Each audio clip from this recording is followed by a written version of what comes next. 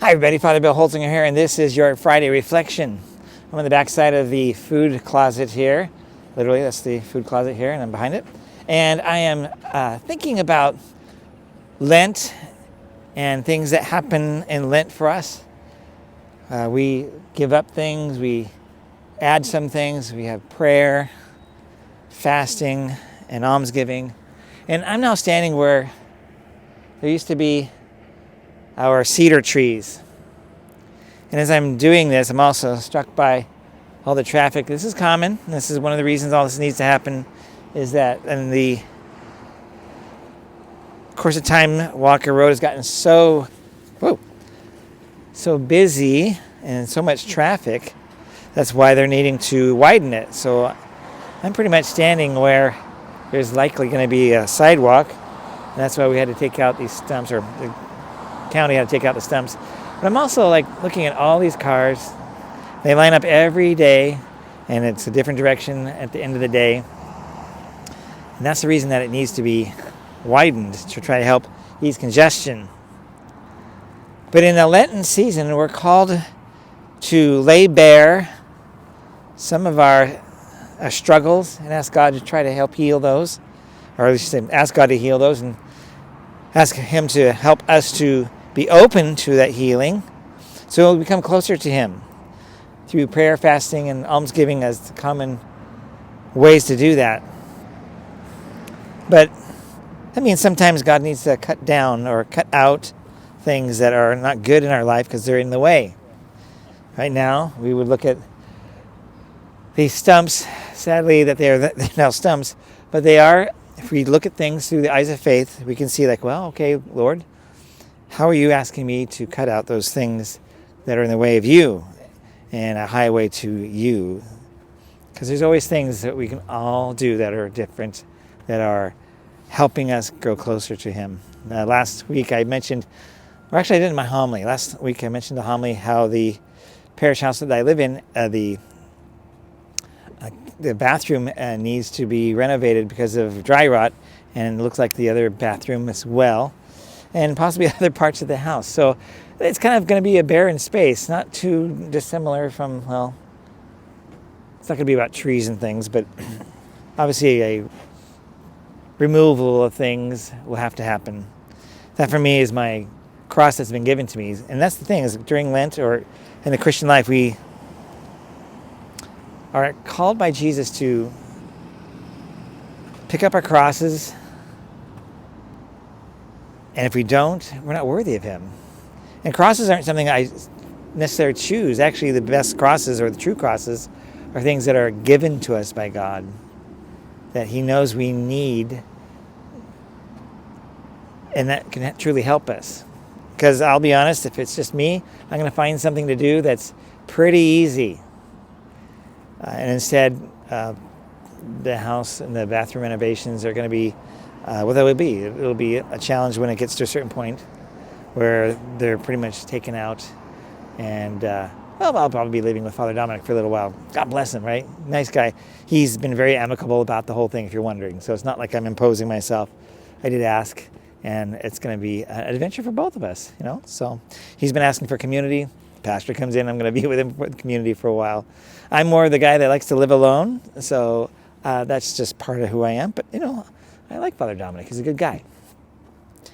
So what and how are your Lenten observances going? Do you have one? We've completed now a full week and some days, and hopefully you can find something.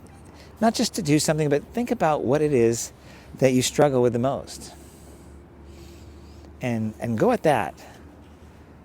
And it may be just really being honest with yourself and bringing that to God.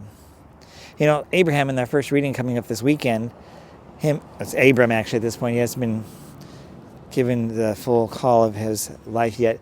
But as Abram and Sarai, they are called to leave where they are and go into a distant country that they do not know where it'll be.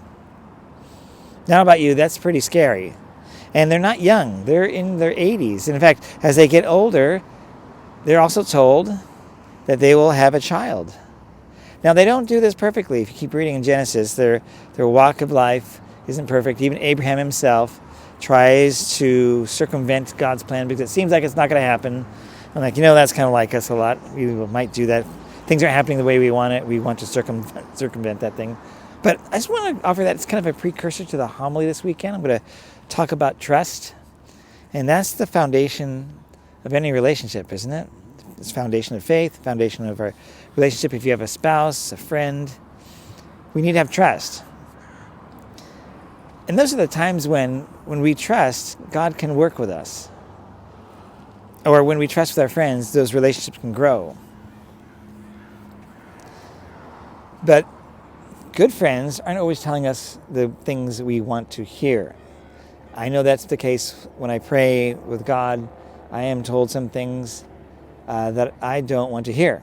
One example, and I've told this many times, when I was in Forest Grove as the pastor at St. Anthony, I can't remember exactly the situation, but I was frustrated. Like, this parish, this church is going to fall down. I don't know what we're going to do. Lord, come on, help me out here. And, well, so I went home, and I'm in the back part of the house, and it has a sliding glass window, and I'm sitting down, and I'm watching the swallows dart about. And I'm just ticked. I'm like, don't you know? Don't you realize what's going on? And I'm talking to the birds. I'm complaining to the birds. And actually kind of complaining to God, like he doesn't know. And then I heard a voice. Now I don't hear voices. My dog that I had at the time doesn't speak English, just barks. But I'm like, okay, God, that must be you. And it wasn't a voice of like, hey, you're my beloved friend. I love you, Bill. It was basically like, who do you think you are? Oh, like, who do I think I am? Am I really in charge here? That's the temptation for anybody in a leadership position, because actually, truth be told, we're just stewards. As a priest, I can start with like, okay, as a priest, I'm made a pastor, and I am being charged with some responsibilities as a leader of the community, but I don't know everything. I need people to help me with finances, with facilities. I need people to help out with youth ministry. I need people to help out with our aging ministry. I need people to help out with all kinds of things. Our school is a big ministry. It's one of the biggest ministries that we have. And the food closet. I mean, I can go on and on. I cannot do these on my own. And I need people to help me with that. It's a stewardship. And we do this collaboratively. That continues to move on to my own personal life. I need family and friends to give me, like say, gut checks on occasion and question me, but also support me. But ultimately it comes to God. Ultimately it all goes to God.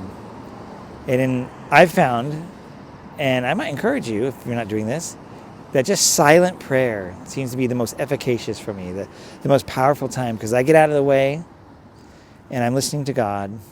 And I don't, like I said, that one time I heard a voice, but I don't normally, that's like the one time I can tell you about that. But otherwise I don't. I just hear a sense of what is the right thing to do. Sometimes I am woken up in the morning time with a sense of freshness and a sense of direction, and that I can make some good decisions. Whereas during the day, sometimes maybe it's difficult because there's a lot of action going on, or maybe in the evening I'm tired, those kind of things.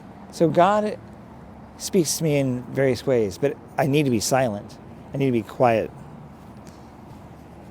So I just want to share those things. This weekend I'm preaching, but I want to just let you know that I would love your prayers, because, again, I need to make sure that what I'm going to share is something that the community needs to hear, not just what I want to say.